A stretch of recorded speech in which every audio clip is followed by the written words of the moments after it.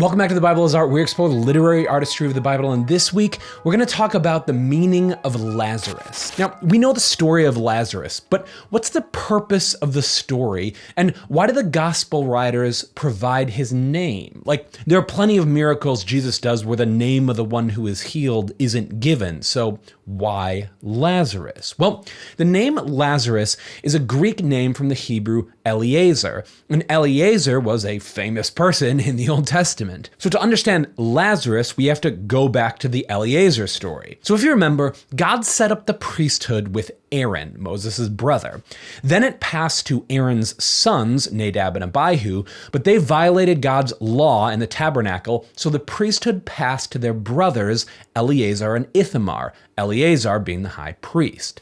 So that's Lazarus, a replacement for the old evil priesthood. And in John, that's what Lazarus represents, the old priesthood who is sick, whom Jesus allows to die and then resurrects. Interestingly, the first occurrence of a priest, the word priest, is in this chapter in John's Gospel, chapter 11, where Lazarus dies and is brought to life. But why does Jesus do this? Well, to understand this, we have to look at a few more parallels Jesus is working with. Nadab and Abihu lose their office because of a false sacrifice. And the scene right after Lazarus is a meeting of priests where they make a plan to kill Jesus. That is, they plan a false sacrifice, just like Nadab and Abihu.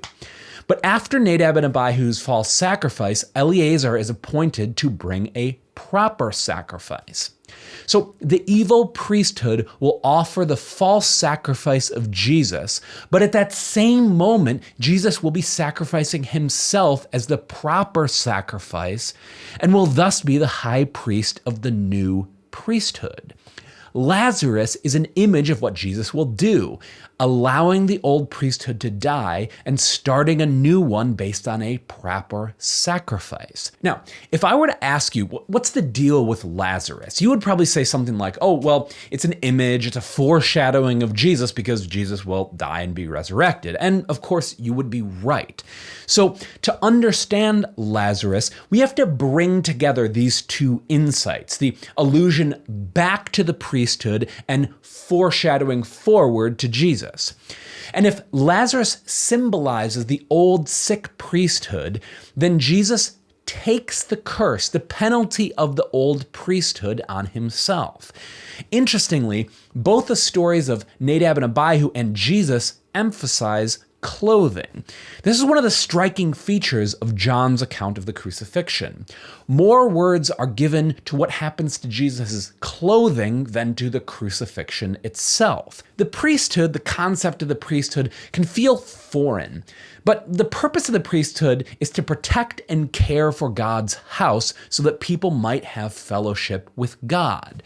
The old priesthood neither protected God's home nor cultivated it for divine hospitality, and for that they must die and be resurrected. But that death happens in Jesus. In Genesis 2, Adam is told to serve or work and guard the garden. Those two verbs are the verbs used for the duties of the priests in the tabernacle. After Jesus is resurrected, he is mistaken for the gardener, which of course is irony because he is the gardener, a new Adam. And he is mistaken for the gardener because he looks like, he has the character of a gardener.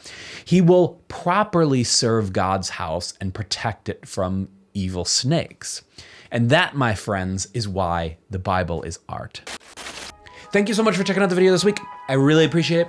If you'd like to be notified or support the channel, you can go to patreon.com/thebibleisart. That would be wonderful. Or you can go to thebibleisart.com/newsletter to just get notified whenever there's a new video, and I'll see you later.